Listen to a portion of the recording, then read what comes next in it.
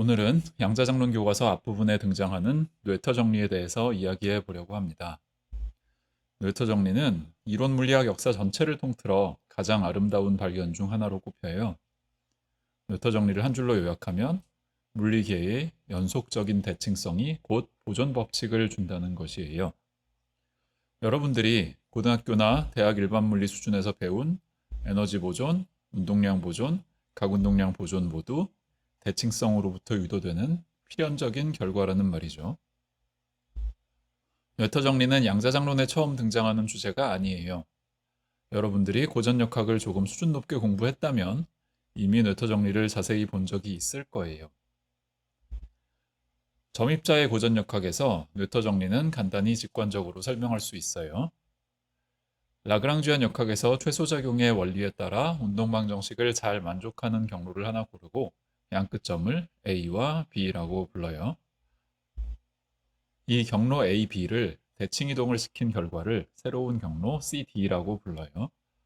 양쪽 경로에서 작용 범함수의 값이 같다는 조건을 대칭의 정의로 삼아요. 두 경로 사이의 거리는 아주 가깝다고 가정하고 A점과 C점을 잇고 B점과 D점도 이어요. 최소작용의 원리에 따르면 A에서 C와 D를 차례로 거쳐서 B에 도달하는 경로와 A에서 곧장 B로 가는 경로 둘 사이의 작용 범함수 값 차이는 미소 변화량 극한에서 0이에요. 그런데 대칭의 정의에 따르면 CD 구간과 AB 구간의 작용 범함수 값은 완전히 같다고 했죠. 두 결과를 조합하면 AC 구간과 BD 구간의 작용 범함수 값이 같다는 결론에 도달해요. 시작점과 끝점 사이에서 유지되는 값이 있다면 보존량이라고 이름 붙일 수 있겠죠.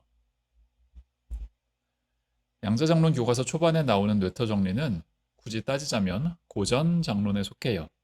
양자역학은 아직 아무 역할도 하지 않아요. 점입자의 고전역학과 장의 고전역학의 가장 큰 차이가 뭐죠? 장은 공간 전체에 퍼져 있죠. 그러니까 시간축에서 시작점과 끝점만 고르면 안 되고 시공간의 일정 구역에서 장이 출렁거리는 양상을 봐야 해요. 여러분들 전자기학 공부하면서 전하 보존과 전류 보존이 어떻게 연결되는지 다 살펴봤을 거예요. 점입자의 뇌터 정리가 주는 결과가 전하 보존과 수학적으로 같은 형태를 취한다면 장론의 뇌터 정리를 적용한 결과는 전류 보존과 같은 형태를 갖게 돼요. 우리는 상대론적 장론을 공부하고 있으니까 4차원 벡터 표기법을 써야 하는 것도 잊지 말아야겠죠.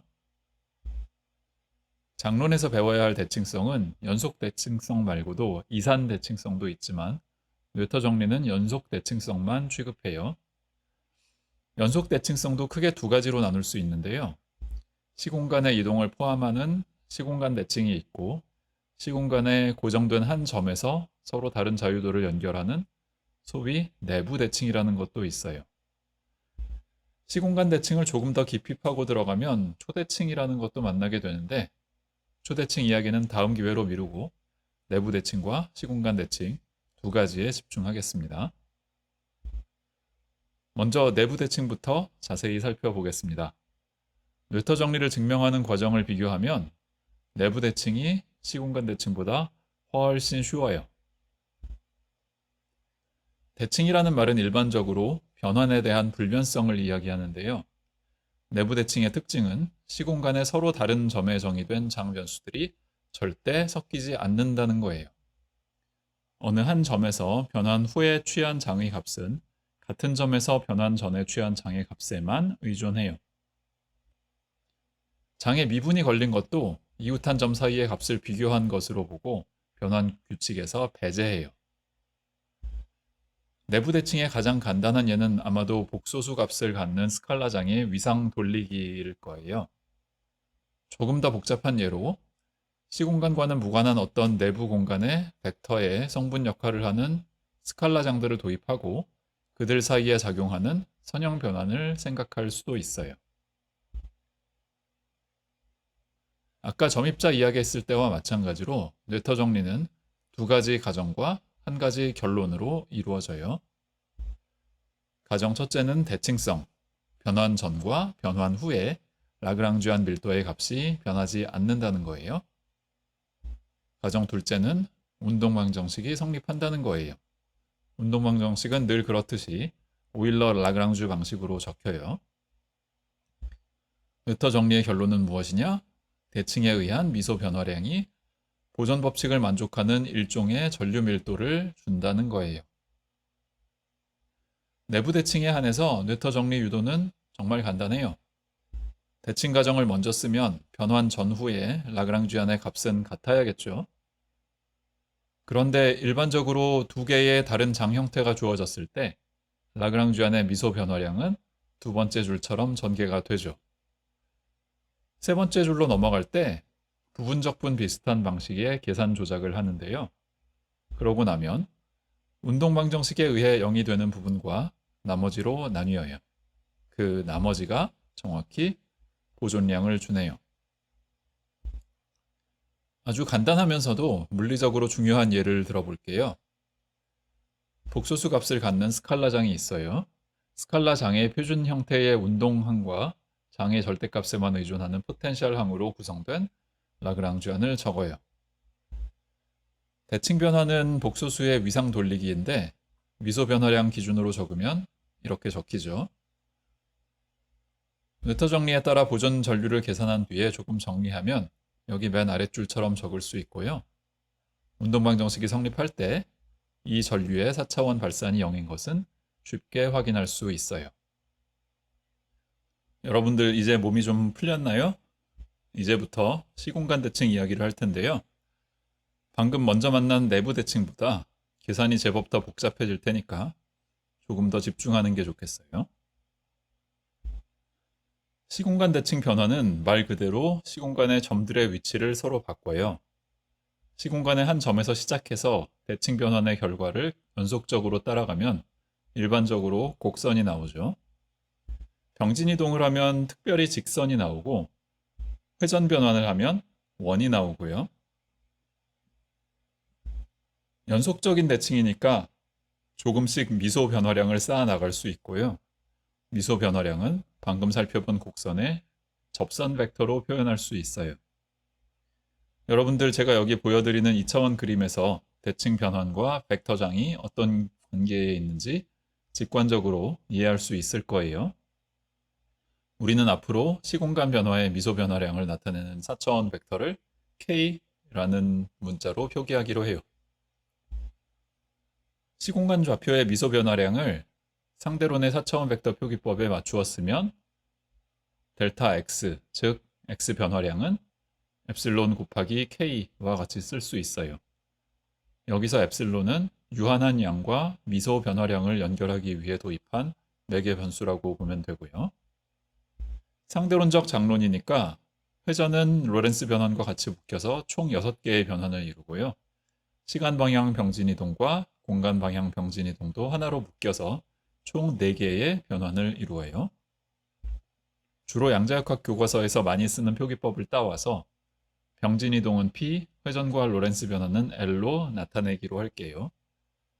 변환의 종류를 나타내는 첨자와 벡터장의 성분을 나타내는 첨자가 뒤섞여 조금 혼란스러울 수도 있겠지만 조금 생각해 보면 각 변환에 해당하는 벡터장의 성분은 여기 가운데 두 줄처럼 적을 수 있다는 사실을 금방 알 수 있어요.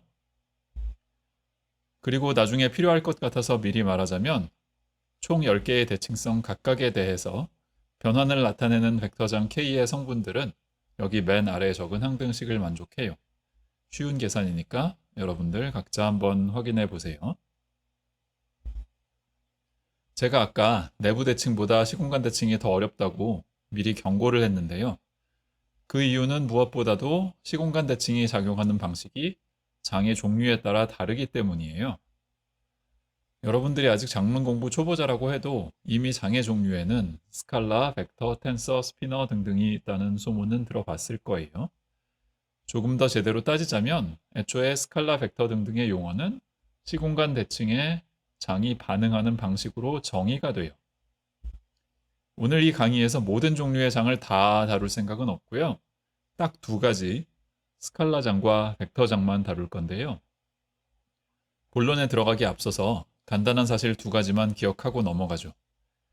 시공간 좌표가 병진 이동과 회전 로렌스 변환으로 움직일 때 스칼라 장은 값을 그대로 가지고 이동하고요. 벡터 장의 각 성분은 일반적으로 값을 그대로 가지고 가지 않아요. 더 자세한 얘기는 때가 되면 다시 할게요. 서론이 무척 길었는데요. 더 지체하지 않고 스칼라 장의 시공간 대칭에 관한 노에터 정리를 유도해 보겠습니다. 우리가 앞에서 내부 대칭을 다루었을 때는 고정된 한 점 안에서 서로 다른 장의 값을 비교하니까 별로 어려울 것이 없었는데요. 시공간 대칭은 시공간의 점도 이동하고 장의 값도 바뀌니까 장의 변화량을 어떻게 정의할지부터 조심스럽게 접근해야 해요. 스칼라 장은 그나마 쉬운 편인데요. 변환 후 위치에서 새로 측정한 장의 값은 변환 전 위치에서 먼저 측정한 장의 값과 같아요. 변환 후의 물리량을 프라임을 붙여서 표기하기로 하고요. 장의 변화량 델타 파이를 x 프라임에서 젠 파이 프라임 빼기 x에서 젠 파이로 정의하면 이 값은 항상 0이 나와요. 무조건 0인 양을 노에터 정리 유도에 사용하기는 별로 좋지 않아요. 그래서 이 값을 억지로 두 조각으로 나누기로 해요. 중간에 파이 프라임을 괜히 한번 뺐다 다시 더하고 나면 앞의 두 항은 미분으로 근사할 수 있고요. 뒤에 두 항은 같은 점에서 계산한 파이 프라임과 파이의 차이인데 이 값을 델타 바 파이라고 새로 정의해요. 이렇게 새로 정의한 델타 바 파이는 같은 점에서 장의 변화를 쟀다는 면에서 우리가 전에 내부 대칭에 의한 장의 변화를 잰 것과 수학적으로 비슷한 면이 있어요. 물론 적어도 스칼라 장에 국한시키면 델타 바 파이의 값 자체는 파이의 미분과 시공간 좌표 변환에 의해 결정이 되죠. 이렇게 준비 작업을 정성스럽게 해두고 나면 시공간 대칭에 관한 노에터 정리 유도는 앞서 본 내부 대칭 경우에 비해 조금 더 복잡해요. 조금이 아닌 것 같다고요? 너무 걱정하지 마세요. 차근차근 다 설명할 테니까요. 여기 수식이 총 5줄이 있는데요. 첫째 줄에서 둘째 줄 넘어가는 건 그냥 정의를 쓴 것이고, 넷째 줄에서 다섯째 줄 넘어가는 부분적분 계산은 내부 대칭 경우와 거의 똑같아요. 이 유도 과정에서 가장 눈여겨볼 곳은 둘째 줄에서 셋째 줄 넘어가는 지점이에요. 한 가지 주의할 점은 라그랑지안의 변화를 계산할 때 시공간 좌표 이동에 의한 효과와 나머지를 분리한다는 거예요. 이걸 이렇게 하기 위해서 앞에서 미리 델타 바 파이라는 양을 정의해 둔 거예요. 또 하나 주의할 점은 적분의 부피 요소를 비교할 때 좌표 변화량에 미분이 등장한다는 거예요. 내부 대칭 논의할 때는 아예 없던 단계죠. 좌표 변화량의 미분이 어디서 등장하느냐? 일반적으로 두 좌표계를 연결할 때 적분 부피 요소에는 야코비 행렬의 행렬식이 곱해지고요. 좌표 변환이 미소 변화량으로 주어지면 야코비 행렬은 항등 행렬에서 아주 살짝 벗어난 행렬이 되고요. 그러면 행렬식과 대각합을 연결하는 근사식을 활용할 수 있고 결국 노에터 정리의 유도 과정에 참여하는 식을 하나 얻어요. 다시 전체 유도 과정으로 돌아와서요. 이제 남은 건 몇몇 항들의 재구성 방식인데요. 미소 변화량을 나타내는 델타가 붙은 변수들 2개 이상이 곱해진 항들은 늘 그렇듯이 무시하고요. 어떤 항들은 묶어서 간단하게 만들 수도 있고 또 어떤 항들은 종류별로 나누어서 펼칠 수도 있어요. 자, 이 정도면 나름 자세히 설명한 것 같은데요. 이 유도 과정이 너무 복잡하다고 느끼는 분들은 잠시 강의 영상을 멈추고 천천히 각 단계를 스스로 유도해 보시기를 권합니다. 중간 과정이 간단하든 복잡하든 결국 노에터 정리 유도 과정의 마지막 단계는 늘 똑같아요. 운동방정식에 비례하는 항이 하나 나오고 4차원 벡터의 발산, 다이버전스에 비례하는 항이 하나 나오죠. 앞에 유도 과정으로부터 보존 전류 벡터를 읽어내면 여기 아래에 적은 것과 같아요. 앞에서도 잠깐 언급한 것처럼 같은 대칭성에 대해 점입자의 노에터 정리와 장의 노에터 정리가 조금 달라 보이는데요. 점입자에 해당하는 보존량이 4차원 스칼라인 전하로 주어질 때 장에 해당하는 보존량은 4차원 벡터인 전류로 주어졌죠. 에너지와 운동량은 점입자 입장에서 볼 때 이미 4차원 벡터의 성분을 이루고 있으니까 점입자에서 장으로 넘어오고 나면 4차원 벡터보다 조금 더 복잡한 무언가가 될 거예요. 그 결과를 에너지 운동량 텐서라고 부릅니다. 스칼라장의 뇌터 정리에서 에너지 운동량 텐서를 얻는 과정을 들여다보죠. 일반적인 뇌터 정리 결과는 오른쪽 위에 적어 두었고요. 공간좌표 변화량과 장의 변화량을 이 공식에 대입을 하면 각각의 시공간 대칭에 해당하는 보존 전류를 얻는데요. 보존 전류는 항상 어떤 텐서 T 곱하기 대칭 이동을 기술하는 벡터장 K 형태로 주어져요. 가장 간단한 클라인 고돈장의 라그랑지언에 대해서 에너지 운동량 텐서를 구하면 오른쪽 아래에 적은 결과를 얻을 수 있어요. 여러분들이 양자장론 교과서들을 읽다 보면 책마다 유도 과정이 조금 다를 수도 있는데요. 결국 최종 결과는 항상 같게 나와요. 다음 주제는 벡터장의 시공간 대칭에 관한 뇌터 정리입니다. 벡터장도 여러 종류를 상상해 볼 수 있겠지만 오늘은 전자기학의 벡터 포텐셜에 해당하는 흔히 A뮤라고 부르는 벡터장에 집중하기로 하죠. 우리가 하고 싶은 일은 전자기장의 에너지 운동량 텐서를 구하는 것인데요. 일부 양자장론 교과서나 강의 노트에 조금 수상한 설명이 적혀 있어요. 우리가 오늘 앞에서 구한 스칼라장에 관한 뇌터 정리를 베껴 적은 다음에 다짜고짜 스칼라 파이 자리에 벡터 A뮤를 대입하고 어떤 결과가 나오는지 한번 보자는 거죠. 잠시만요. 이거 이렇게 해도 되는 건가요? 만약에 뇌터 정리를 처음 공부하는 학생이 어쩌다가 이런 시도를 했다면 귀여운 실수 정도로 봐줄 수 있겠어요.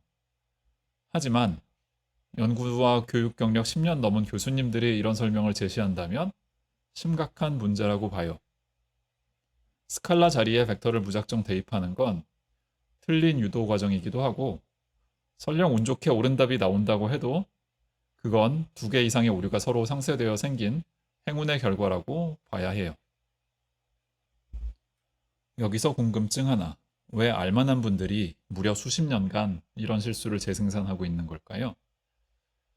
단순한 지적 게으름이나 부주의를 넘어서는 이유가 있나 고민하다가 하나 생각이 났는데요. 벡터장의 시공간 변환을 엄밀하게 다루기 위해서는 미분기학 지식이 제법 많이 필요하다는 거예요. 하지만 양자장론 처음 공부하는 학생들 중에는 아직 일반 상대론이나 미분기학을 자세히 안 배운 학생이 많다 보니 약간 편법을 써서라도 쉽고 편리하게 답을 구하고 싶은 욕심이 생길 수도 있겠어요. 아무리 그래도 그렇지 스칼라 자리에 벡터를 그냥 대입하는 건 반칙이에요. 여러분들은 절대 그러지 마세요.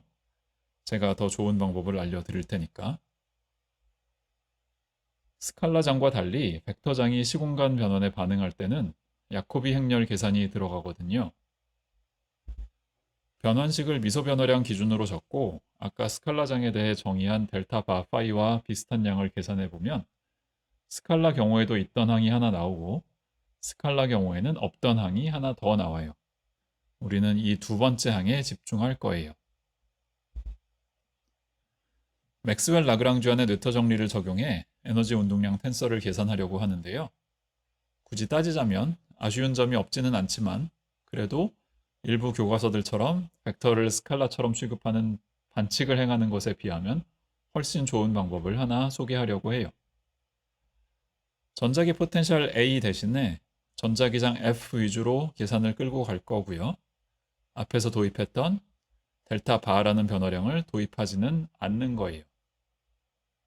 여기 가운데에 적은 델타 F를 잘 보시면 미분이 F에 걸리는 항이 등장하지 않는다는 특징이 있어요. 방금 도입한 델타 F를 중심으로 뇌터 정리 유도 과정을 밟아 나갈 수 있어요. 적분의 부피 요소에서 나오는 항이 하나 있고 라그랑주안 밀도에서 나오는 항이 하나 있네요. 이 두 항의 합을 이리저리 변형을 하다 보면 서로 다른 성격을 갖는 세 항의 합으로 다시 나타낼 수 있는데요. 첫째 항은 우리가 원하는 보존량, 둘째 항은 뇌터 정리 유도 과정에서 빠질 수 없는 운동 방정식, 마지막 셋째 항이 벡터와 스칼라의 차이를 드러내는데요. 전자기장 F 미뉴가 벡터 포텐셜 A의 미분으로 결정된다는 전제하에 자동으로 성립하는 소위 비앙키 항등식이에요. 맥스웰 방정식과 비앙키 항등식 모두 잘 성립하니까 우리는 결국 전자기장의 에너지 운동량 텐서를 잘 구했어요. 이 결과는 여러분들이 전자기학 교과서에서 이미 마주쳤던 에너지 밀도나 포인팅 벡터 등과 정확히 일치합니다. 맥스웰 장론의 에너지 운동량 텐서를 구하고 나면 자연스럽게 함께 곁들여서 해야 할 이야기가 있어요. 소위 등각 대칭성, conformal symmetry라는 거예요. 우리에게 친숙한 병진 이동과 회전 변화는 이웃한 두 점 사이의 거리는 물론 한 점에 놓인 벡터 사이의 내적을 항상 유지하잖아요. 거리와 각도 유지에서 한 걸음 양보해서 거리의 절대값은 포기하고 각도만 유지해도 좋다는 조건을 내거는 것이 등각 대칭성의 정의예요. 상대론에서 거리와 각도는 메트릭 텐서로 재는 거니까 변환 전과 후의 메트릭 텐서가 어떤 스칼라 값에 비례하게 나온다면 등각 대칭성이 잘 성립하겠네요. 어떤 좌표 변환을 할 때나 등장하는 야코비 행렬을 기준으로 보면 두 매트릭 사이의 비율은 야코비 행렬의 행렬식의 제곱근을 취한 것과 같아요. 같은 식을 미소 변화량 관점에서 다시 적으면 벡터장 K가 만족하는 일종의 미분 방정식을 얻을 수 있고요. 이 식을 등각 대칭에 관한 킬링 방정식이라고 부릅니다. 여기서 킬링은 수학자 이름이에요. 4차원 시공간에서 등각 킬링 방정식의 독립적인 해의 개수는 유한하다는 사실이 잘 알려져 있어요. 우리가 이미 잘 알고 있는 병진 이동과 회전 및 로렌스 변환 외에 두 종류가 더 있는데요. 맨 뒤에 적은 D는 영어 단어 dilatation의 약칭이고 한국말로 번역하면 확대 변환이라고 하겠어요. 둘째 줄 앞에 적은 K는 영어로 special conformal transformation이라고 부르고 직역하면 특수 등각 변환이 되겠네요. 확대 변환을 그림으로 상상하기는 쉬운 편이고요. 특수 등각 변환은 상상이 잘 안 되면 먼저 컴퓨터를 활용해 그림을 그려놓고 천천히 생각해 보는 것도 괜찮아요. 다시 물리로 돌아와서 제가 하고 싶었던 이야기 중 하나는 맥스웰 라그랑주안이 등각 대칭성을 가진다는 사실이에요. 미소 변화량 기준으로 계산할 수도 있지만 아예 유한한 폭의 변환에 대해 야코비 행렬의 행렬식이 서로 상쇄되는 과정을 따라가 봐도 좋아요. 텐서들의 곱을 행렬 표기법으로 간추린 계산 과정을 제가 여기 적어 두었으니 여러분들 각자 한번 따라가 보기 바랍니다. 맥스웰 라그랑주안이 등각 대칭성을 가지고 있다면 그만큼 보존량의 개수도 늘어나겠죠. 여기 K라고 적은 벡터장의 목록에 확대 변환과 특수 등각 변환도 추가되는 거니까요. 모든 등각 변환에 대한 보존 법칙을 등각 킬링 방정식 관점에서 살펴보면 에너지 운동량 텐서의 대각합이 0이어야 한다는 사실을 알게 돼요. 전자기장의 에너지 운동량 텐서의 대각합이 일반적으로 0이 된다는 사실은 등각 대칭성을 안 배운 사람도 간단히 계산으로 확인할 수 있어요. 오늘 강의는 크게 보면 단 하나의 주제를 다루었고 자세히 들어가면 꽤 많은 얘기를 담고 있었죠. 한번 정리해 볼까요? 강의 초반에서 뇌터 정리 개념을 간단히 설명했고요. 내부 대칭성과 시공간 대칭성을 구분해서 논의하는 것이 좋다는 이야기를 했어요. 그리고 상대론적 양자장론 교과서에서 다루는 장들을 살펴보았는데요. 스칼라장과 벡터장을 따로따로 분석했죠. 그 과정에서 벡터장의 에너지 운동량 텐서 유도 과정에 관한 널리 퍼진 오류를 하나 수정했어요. 마지막으로 맥스웰 라그랑주안이 가지고 있는 조금 덜 자명한 대칭성인 등각 대칭성도 소개했고요. 양자장론 공부하는 내내 대칭성과 보존 법칙은 대단히 중요한 역할을 하니까 오늘 강의 내용을 완전히 소화해 두기 바랍니다.